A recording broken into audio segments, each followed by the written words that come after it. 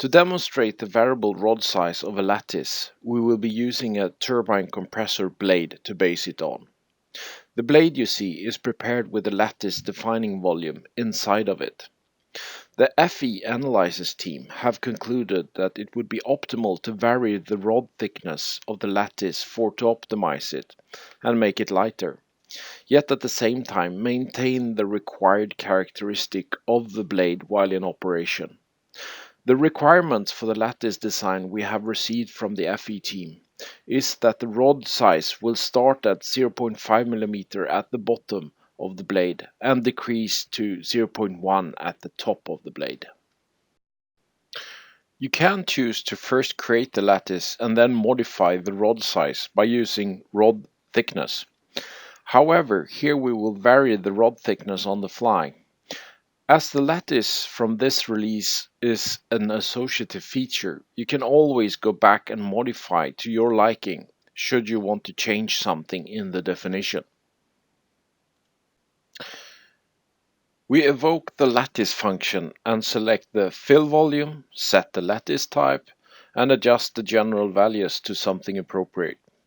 Preview will give us a good view on what the final lattice will look like. As the preview looked good, we proceed to incorporate the requirements from our FE analysis team to vary the rod size. Making NX consistent, the fields concept from SimCenter 3D have now been incorporated and enables to fulfill the variable rod size requirement. The Table Field Assistant takes you through the step-by-step workflow. We start by giving our table field an appropriate name.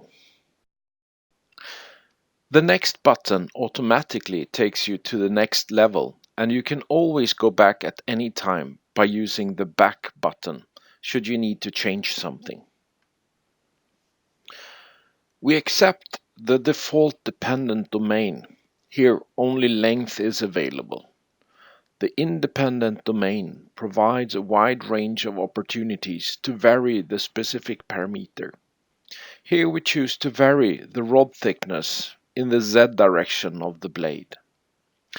The table option provides various options of interpolation when required. Finally, we will populate the actual table, and we do so by adding the defining points and define the rod size at the specific points.